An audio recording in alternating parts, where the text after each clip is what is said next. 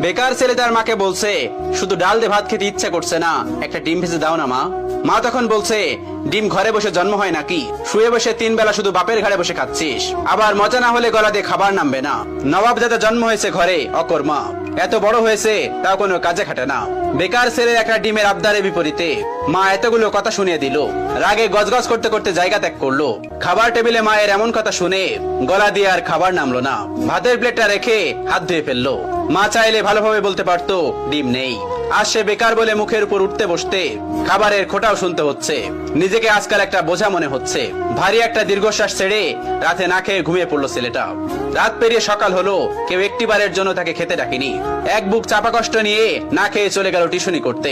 এটি দিয়ে হাত খরচ চালায় ছেলেটা। আজ চাকরিওয়ালা বড় ছেলে বাড়িতে এসেছে। যে ঘরে বেকার ছেলের জন্য একটা ডিম ছিল না, সেই ঘরে আজ বাহারি আয়োজন করেছে মা। দুপুরে বড় ছেলেকে যত্ন করে খেতে দিল মা। ওই সময় অভিও এসেছে বাড়িতে। মা তাকে একটিবার অব্দি খেতে ডাকলো না। পেটের ক্ষুধা জানে এক প্লেট ভাতের জন্য কত কটু কথা সহ্য করে নিতে হয়। বেকার ছেলেটা সকল কষ্ট চাপা রেখে নির্লজ্জের মতো ভাইয়ের পাশে এসে খেতে বসলো। মা ভাই হয়তো একটু বিরক্ত হলো তার আগমনে। মা দুই ছেলেকে ভাত দিল, তবে বড় বড় মাছের টুকরো গুলো এবং মাংসের টুকরো গুলো চাকরিওয়ালা ছেলের থালাতে উঠলো। অভি মাথা নিচু করে এক থালা কথা নামক খাবার হজম করছে। আর সেই ফাঁকে মা বড় ছেলের ভাতের নিচে বড় সড়ক একটা চিংড়ি গুজে দিল, যা চোখ এড়ালো না বেকার ছেলেটির। কে বলল বাবা মায়ের ভালোবাসা সব সন্তানের জন্য সমান হয়? এই যে মায়ের ভালোবাসায় কত ব্যবধান, এই কষ্টগুলো কাউকে বলা যায় না, আর সহ্য করা যায় না। আজ তারও একটা চাকরি হলে মা তাকেও নিশ্চয়ই এভাবে এক্সট্রা খাতির যত্ন করত। কথায় কথায় মন্দ বলতো না। হঠাৎ চোখের কোনায় দুফোঁটা জল চিকচিক করছে ছেলেটার। সাথে সাথে খুব গোপনে তা লুকিয়ে প্লেটের ভাতগুলো চুপচাপ খেয়ে নিল। বিষণ্ণ মনটা নিয়ে শুয়েছে ছেলেটা কিছুক্ষণ। এরই মধ্যে মুঠোফোনটা বেজে উঠলো। তার প্রিয় মানুষটি ফোন দিয়েছে। তার প্রিয় মানুষটির ফোনের নামটা দেখে অভির মুখে হাসি ফুটে উঠলো। রিসিভ করার সাথে সাথে তার প্রিয় মানুষটি ব্যস্ত কণ্ঠে বলল, অভি, তোমার সাথে বিকাল 4টায় আমি দেখা করতে চাচ্ছি। আমি নদীর পাড়ে অপেক্ষা করছি তোমার জন্য। তুমি তাড়াতাড়ি চলে এসো, জরুরি কথা আছে।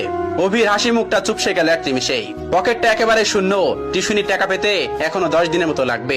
নিজের কাছে গাড়ি ভাড়াটাও নেই। তবুও মৃত্যু হেসে তার প্রিয় মানুষটাকে বলল, ঠিক আছে, আমি আসছি। অভি সাথে সাথে রেডি হয়ে নিল। ভয়ে ভয়ে বাবার রুমে গিয়ে ভীতু কণ্ঠে বলল, আব্বা। বাবা তখন বললেন, হ কোন সাহেব, গায়ে বাতাস লাগাতে যাচ্ছেন বুঝি? বাবার ঠেস মারা কথা গায়ে মাখলো না অভি, বরং অনুনয় করে বলল, আমাকে 100 টাকা দিবেন আব্বা, খুব আর্জেন্ট দরকার। বাবা তখন বলল, টাকা তো আর গাছে ধরে না যে তোকে ছিঁড়ে ছিঁড়ে দিব। নিজে কামাই করতে পারিস না?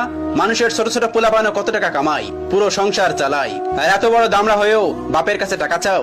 এই লজ্জা করে না তোর? তুই সারাদিন গায়ে বাতাস লাগায় বেড়াবি, আর প্রত্যেক দিন তোর আমি টাকা দিব? অনেক তো বাসায় বাসায় খাওয়াইছি, আর না। তুই আমার সোজা সাপটা কথা শোন, আমি তো এত পকেট খরচ দিতে পারবো না। এখন থেকে নিজে নিজে ইনকাম করে খা, আর তা না পারলে আমার ঘর থেকে বাইর হয়ে যা। এত ঝামেলা আমার সহ্য হয় না, তুই আমার চোখের সামনে থেকে দূর হ। বাবার এতগুলো কথা শুনে ছেলেটার বুকটা মোচড় দিয়ে উঠলো। ভারী কয়েকটা দীর্ঘশ্বাস পেলে নিঃশব্দে বের হয়ে আসলো ঘর থেকে। এদিকে প্রিয় মানুষটা বারবার কল দিয়ে তাকে তাড়া দিচ্ছে। নিজেকে সামলে নিল অভি। বাগান থেকে একটা গোলাপ ছিঁড়ে নিজের পকেটে রেখে দিল অভি। অতঃপর পায়ে হেঁটেই গেল যথার্থ স্থানে। প্রিয়তমা আগে এসে বসে আছে। অভিকে দেখে উঠে দাঁড়ালো এবং বিরক্ত কণ্ঠে বলল, এত দেরি করলে যে? জানো আমি কতক্ষণ ধরে বসে আছি? অভি তখন বলল, সরি আমার অনুরাগী, রাগ করো না আমার উপর, আসতে একটু দেরি হয়েছে। প্রিয়তমা তখন বলল, চুপ করো, চুপ করে থাকো, নিশ্চয় টাকা ছিল না? নিশ্চয় পায়ে হেঁটে এসেছো?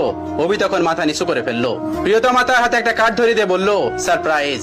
ছেলেটা তখন বলল, কি এটা, কিসের কার্ড? তখন তার প্রিয়তমা তাকে বলল, এটা আমার বিয়ের কার্ড, ফার্স্ট আমি তোমাকেই দিলাম, এসো, কিন্তু তুমি কিন্তু একদমই মিস করবে না। ছেলেটি তখন বলল, মানে কি বলছো তুমি, সত্যি বলছো? মেয়েটি তখন বলল, হ্যাঁ সত্যি বলছি। অভি কাপা কাপা হাতে কার্ডটি খুলে দেখে নিল। তার বুকের বাঁ পাশটায় চিনচিন করে ব্যথা করছে। কাপা কাপা কণ্ঠে জানতে চাইলো, 3 বছরের সম্পর্কের, তবে আজই কি ইতি কথা? প্রিয়তমা তখন জোর কণ্ঠে বলে উঠলো, হ্যাঁ। ছেলেটি তখন বলে উঠলো, আচ্ছা, ভালোবাসতে না আমায়? তুমি এত স্বাভাবিক, কষ্ট হচ্ছে না তোমার? কি করে পারবে তুমি আমাকে ছাড়া অন্য কাউকে বিয়ে করতে? প্লিজ প্লিজ এমন করো না, বলো এসব মিথ্যে।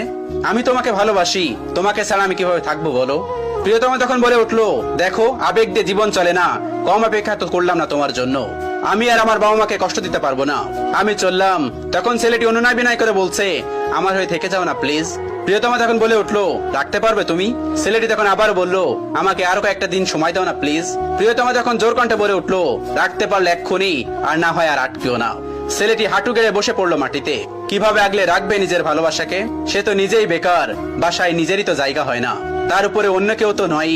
অতঃপর মনের বিরুদ্ধে যে মাথা নিচু করে বলতে হলো, সরি অনুরাগী, তোমাকে রাখার সাধ্য যে আমার নেই। চলে যাও, তবে সুখী হও স্বামীর ঘরে। ভালো থেকো আমার না হওয়া প্রিয়তমা। বিদায় আমার অনুরাগী। অতঃপর 3 বছরের ভালোবাসার দাপন হলো বেকারত্বের কারণে। এভাবেই প্রতিনিয়ত হাজারো বেকার ছেলে হারায় তাদের প্রিয়তমাকে। অভি টলতে টলতে নদীর কিনারায় বসে পড়লো। নিজেকে পাগল পাগল লাগছে। প্রিয় হারানোর যন্ত্রণা এত তীব্র কেন, এত ব্যথা কেন? এই তো মনে হচ্ছে দমটা বের হয়ে যাবে তার। বুকের বাপাসটা ঝলসে যাচ্ছে তার। চোখ দিয়ে ঝরছে নীরব অশ্রু। বেকারদের এই নীরব অশ্রু লোকচক্ষুর আড়ালেই রয়ে যায়। বুক পকেটের শখের গোলাপটা আর দেয়া হলো না, আর দেওয়া হলো না প্রিয়তমাকে। অভি উঠে দাঁড়ালো এবং গোলাপটা ছুঁড়ে ফেললো নদীর পানিতে। অতঃপর দাঁড়িয়ে বিড়বিড় করে বলল, বেকারত্ব মানে রোজ হাজারো স্বপ্নের বলিদান। বেকারত্ব মানে হলো রোজ বাস্তবতার অনলে পোড়া। বেকারত্বের মানে হলো জ্যান্ত কতগুলো লাশ। বেকারত্ব মানে হলো জীবনের খাওয়া সেরা বাস। গল্পের শেষে আপনাদেরকে বলছি, ওই যে আপনার বাড়িতে বেকার ছেলেটা আছে না, যাকে সারাদিন বাসা থেকে বের করেন, খাবারের খোঁটা দেন, হ্যাঁ তার কথাই বলছি। বিশ্বাস করুন, এই মানুষগুলো ভিতরে ভিতরে প্রতিনিয়ত শেষ হয়ে যাচ্ছে।